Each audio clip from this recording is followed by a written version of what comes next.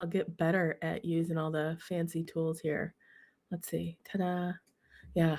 I am coming to you again with another episode of the Sober Witch Life podcast. And just in case you did not know, if you're catching this on YouTube or on Facebook, we're streaming live, you can always visit www.soberwitch.life and, look through old episodes, look through anything else around the Sober Witch Life movement. I just got to plug that. Um, because, yeah, Ah, it's really interesting. I've got to share a couple of things. I've got a topic, but one of the things I released my book Sober Witch Life last March. And I want to say as of right now, as of yesterday when I checked the number of books that I've sold, I hit a record high so far this month for any other month that it's been live. And I don't think that's a coincidence, right? I think there are a lot of individuals that are out there right now. They're seeking answers for the difficulties in life, the struggles in life, the pain that they have, the suffering that they have, and they want a way that's aligned to them. And so this entire movement has been built. Yes, it's part of my own recovery, but more importantly, it's been built for each and every one of you. Yeah. So let's talk about something today because well, we're not gonna get into kind of what's going on in the state of the world. I've got something else ruminating, but I do want to talk about something that I think is a really big danger right now, and it's this danger of being alone, right, or loneliness. And I'm not talking about the kind of loneliness where you just need some time and space to yourself, right? But this deeper kind, this loneliness that starts to feel heavy, it starts to linger, it starts to feel like you've got a weight on your shoulder. And maybe for some folks, even like, you're drowning in that loneliness because it's so heavy. And at some point, some folks are going to realize the impact that this has on their nervous system, right? But a lot of folks aren't. And if you're in recovery or you happen to be sober curious or you're just still drinking and you're noticing that like this side of alcohol just isn't like doing it for you anymore, then everything I'm going to share today is for you. I wrote this for you. Loneliness is not a personal failure. It's a signal. Like when we feel this, it's a signal, and it really does matter more than I think any of us have ever been taught. And that's because like when when we recognize when somebody, when we may admit to someone that we feel lonely, they feel as though like there's often this indication or this implied solution, right? You just got to find something to do, find a hobby. Well, just practice gratitude. Just, uh, find something to distract yourself with. It's not that bad. Just power through it. You'll get to the other side. But if it doesn't go away, like if it still lingers, if we're still knitting there on the couch, right? Or, doing drawing or writing or whatever it is, and uh, we still have this loneliness, we will often turn inward and start to feel like there's something wrong with us. But loneliness is not a character flaw. It is biology. There is a biology behind it, right? Human beings are wired for connection. Our nervous systems are going to regulate through safe relationships. They can also regulate through nature, but we're focused on the relationships at this particular point. And when we're isolated for a long period of time, the body doesn't interpret that as a neutral state. It sees it as a threat, right? Like you're alone. You don't have the connection around that added safety around you. And if we like go all the way back and we were to think about this in like tribal community times, if you had prey out there, if you had a lion or, I don't even know, mastodon, I don't know if mastodons, but you had some kind of prey that was hunting that small tribe. It was the group of you that created the safety, right? Um, So our body interprets this loneliness as a threat. And there is research that shows that social isolation can increase cortisol, which is the stress hormone in the body. Okay. And chronic loneliness has been linked to an increase in anxiety, depression, even sleep disruption, let alone a higher relapse rate, right? When loneliness sticks around, it's not just the emotional state that it brings, it's this physiological state, this impact that it has on our body. So if you've been feeling more on edge, tired, anxious, or just maybe even tempted to numb out, this might not be about willpower, but it might be your nervous system asking for support, asking for co regulation.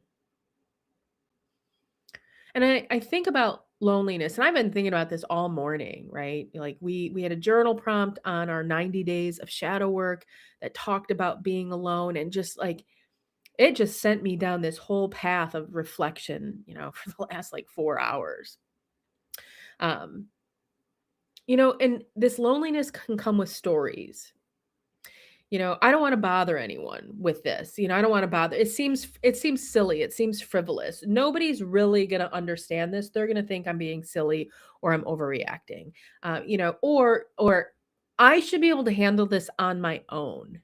I don't need anyone else to figure this out for me. Um, or the real sad one, if I reach out to someone, they're just gonna not gonna have time. They're gonna reject me. And I think in a lot of ways, these thoughts feel protective, and they can be you know, in the truth that they are keeping you from getting hurt, but they are also keeping you isolated.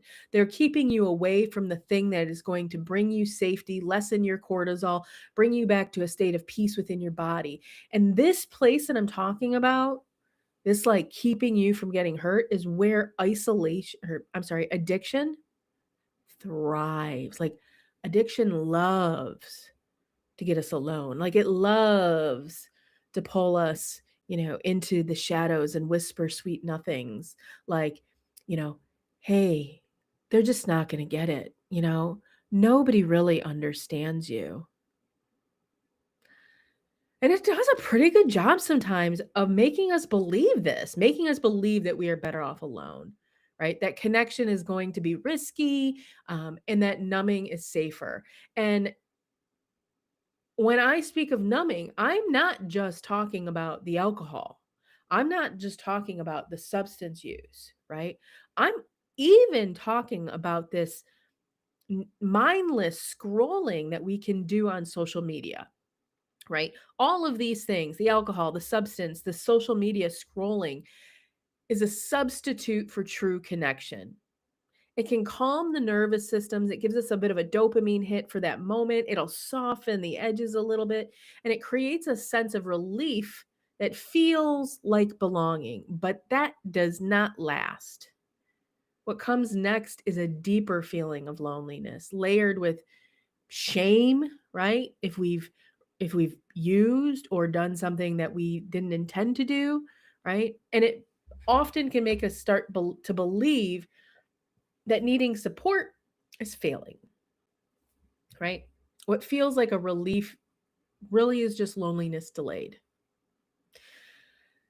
Which all of this morning got me to thinking about this, my first, right before my first relapse. So in 2019, I started the year with the attempt of like letting go of alcohol, right? I didn't commit to sobriety, but I said, I'm going to try for 90 days without alcohol, right? I made it a little over 2 months. And for me, drinking was always a very social activity. It was how I connected with people, it was how I bonded with people, how I belonged. Alcohol was woven into pretty much every friendship that I had at the time, every gathering. It was a way that I related to people, right? So when I stopped drinking, something began to shift. Now, I didn't stop hanging out with people, right? I still went to some of these social gatherings, but I think there was a part of me that knew that this socialization, this pattern of socialization, and the people that I was socializing with weren't really safe for me. Not because they were bad people, but because I was changing. And that realization came with some grief that I didn't even have words for at that time. So here I was, just over 2 months not drinking, and I found myself sitting on the bathroom floor, bawling, crying, right? Nothing had happened to trigger this. There were just some really deep, intensive feelings, right? My partner at the time was in the other room. They were in the living room. And here I was just bawling in the bathroom, crying like, and you know the cry that I'm talking about, right? That like guttural cry that's just so dramatically overwhelming. And it was like something had just cracked open, right? And I was thinking this morning, it was the loneliness, right? It hit me like a wave I could not outrun. And it felt dark and it felt consuming. All and I felt almost possessed in that moment. Like these weren't even thoughts of my own. I didn't even know what was moving through me at this time. I remember walking out of the bathroom after like 20 minutes in there, standing there in the hallway looking at him in the living room and saying like, if this is what depression feels like, I know why people take medication. I know why sometimes people feel like there is no other choice.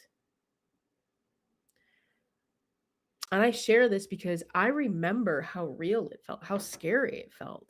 And I know that there are a lot of you that are out there that are listening to this that have felt that same way at some point, especially when your alcohol use or your substance use or whatever it was tied to your connection and your belonging.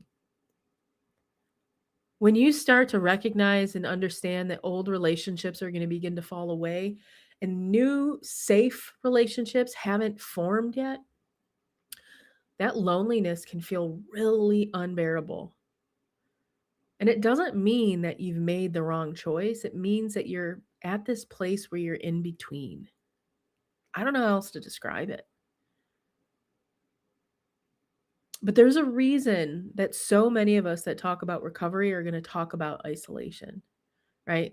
There's a statement that says the opposite of addiction is connection. And that's because research has shown over and over again that isolation is one of the strongest predictors of relapse. Like the thing that I get worried about the most with anybody that connects with us in community is when I stop seeing them come to circle. I mean it. I know it's not because people are lacking a commitment. I know it's because this isolation is dysregulating the nervous system. It puts them in a place of fear. And when you're in that place, it's easy to start to feel unseen, unsupported, and the brain is going to look for a relief and they may turn back to the alcohol or the substance, which is going to offer a quick regulation when nothing else feels available. Recovery is not meant to be done alone, and that isn't because any individual is weak or incapable of doing it on their own. It's because you are human and we require connection. And it doesn't mean that you need big social circles. I do not have big social circles, right? It doesn't mean that you have to be surrounded by people all the time. It means having at least one place where it's safe to be honest, one place where you can say, I'm not doing okay right now. Yeah, and not feel like a burden. I want to be clear, though, that solitude is not the same as isolation. Solitude can be very, very beautiful. And for folks like me who are highly sensitive, empathic, right? That chosen alone time can be where you ground and where you find you like return back to center. Isolation feels different. It feels like you don't have a choice. It feels heavy. It feels constricting. It feels like disappearing. For a lot of people in recovery, they do learn how to be alone without feeling abandoned, and recognizing that that time is a way to return to themselves instead of something they're doing to try to survive.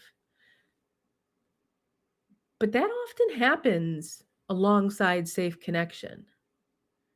And I'm thinking about one of the individuals in our circle, and they've been exploring this right now. They've realized this, right? That they enjoy that time, but things feel different when they're choosing it rather than when they feel like it's not a choice, if that makes sense.